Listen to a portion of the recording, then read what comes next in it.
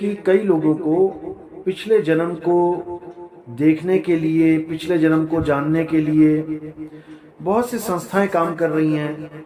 वहां जाना चाहिए या नहीं जाना चाहिए?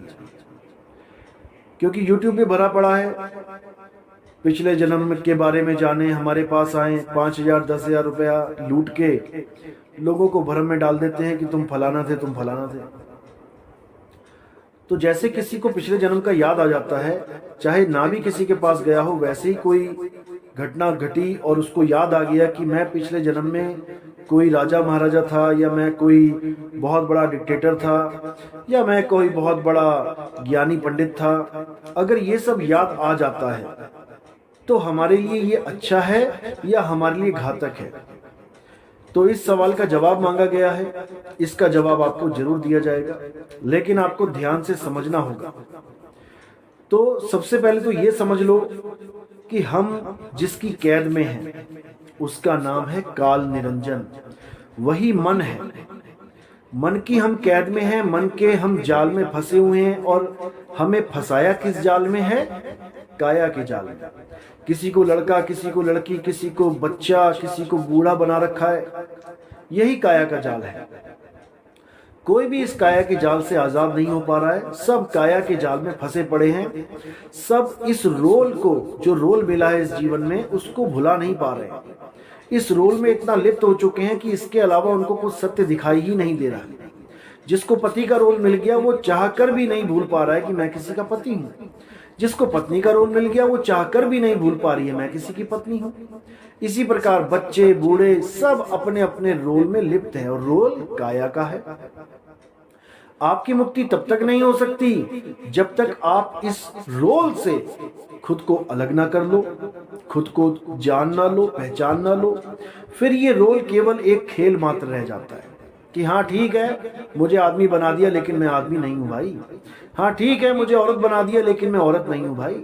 मैं आदमी, औरत, मैं नपुंसक, इन तीनों में से मैं कुछ नहीं हूं। मैं एक शुद्ध चैतन्य स्वरूप आत्मा हूं।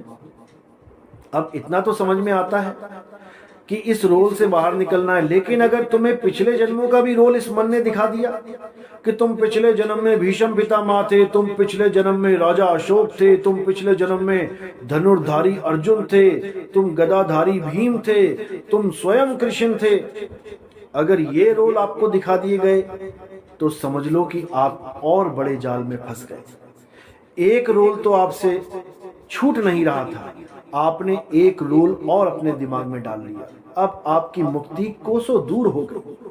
अब भूल जाना कि तुम्हारी मुक्ति हो पाएगी, बल्कि तुम एक नहीं दो जालों में फंस गए। इसको ड्यूल पर्सनैलिटी डिसऑर्डर कहा जाता है। ये एक मानसिक रोग है। ऐसे पुरुष जो अपने आप को कोई पिछले जन्मों का कोई नेता, कोई पिछले जन्मों का कोई महान सम्राट समझने लग जाते हैं, ये सब मानसिक रोगी हैं। और ये इतने जबरदस्त मानसिक रोगी हैं कि ये अपने आप को समझ ही लेते हैं। एक तो होता है भ्रम कि चलो भ्रम हो गया, भ्रम टूट भी जाएगा, लेकिन ये तो मान ही लेते हैं।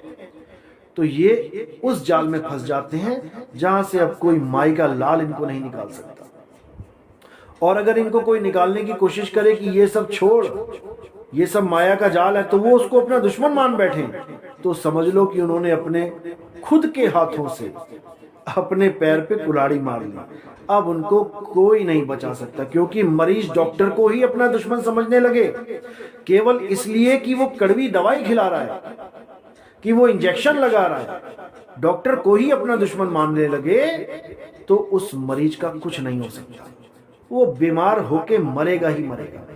इसी प्रकार जो लोग इस जाल में फंस जाते हैं कि मैं पिछले जन्मों में बहुत बड़ा सम्राट था, मैं ये था, मैं वो था, उन पर हमें दया करनी चाहिए। उनको महान नहीं मानना चाहिए कि बहुत महानता वाली बात है।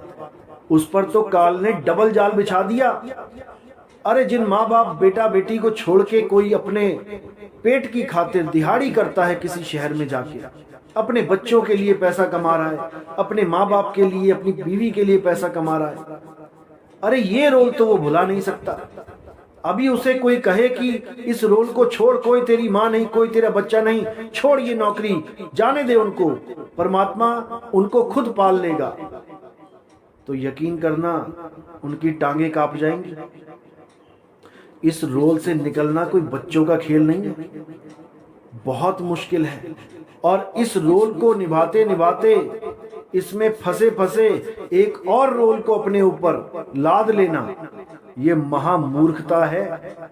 और अगर ऐसा कोई भी मूर्ख आपको दिखाई देता है, खासकर हमारे पंथ में, तो उस मूर्ख राज का नंबर और उसका जो बात हुई है, वीडियो रिकॉर्डिंग, कोई भी ऑडियो रिकॉर्डिंग, मुझे जरूर भेजो, ताकि ऐसे वायरस को हम अपने पंथ से दूर कर सके। क्योंकि ये वायरस ही होते हैं, ये खुद भी मानसिक रोगी होते हैं और दूसरों को भी मानसिक रोग का बीमार बना देते हैं। यानी कि इन लोगों से बिल्कुल दूरी बना के रखें।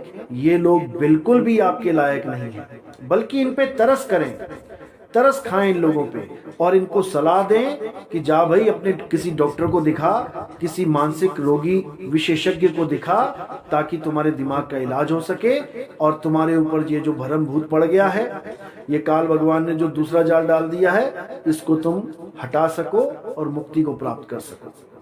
तो ऐसे लोगों के बारे में मुझे जरूर बताएं और इनकी बातों पे बिल्कुल विश्वास ना करें, क्योंकि अगर इनकी बातों पे विश्वास कर लिया, समझो तुमने भी बीज डाल दिया।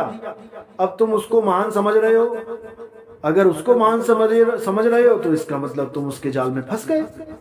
याद रखना इस बात को, बिल्कुल नहीं फंसना है किसी के जाल में। अरे यहाँ कई सम्राट बड़े बड़े धुरंधर आए, मिट्टी में मिला दिए उस काल भगवान ने। किसी सम्राट को, किसी भी राजा महाराजा को महान नहीं मानना है। महान वो होता है जो इस जाल को तोड़ के निकल जाए, जो इस भ्रम से भी निकल जाए कि मैं किसी का पिता हूं, मैं किसी की पत्नी हूं, मैं किसी का बच्चा हूं। वो है महान, उसको महान कहते हैं। ना कि कोई महान हरिश्चंद्र राजा बन के आ गया, कोई महान सम्राट अशोक बन के आ गया, कोई भीष्म पितामह बन के आ गया। ये महान नहीं है। कैसे कैसे मृत्यु हुई है इनकी देखो। भीष्म पितामह को कैसे मारा गया, बाणों की शैया पे सुला दिया गया। अरे महान वो होता है जो अजर अमर अविनाशी हो जाता है, उसको महान मानो। बाकी सब आम इंसान हैं। तो इस बात को अच्छी तरह समझना है, जानना है कि सब काल भगवान का खाजा है, सबको खाता है वो। केवल उसको नहीं खा सकता जो अपने आप को शरीर से हटके आत्मा जान ले, केवल उसको नहीं खा सकता। नहीं तो बड़े बड़े राजे महाराजे गए उसके मुंह में।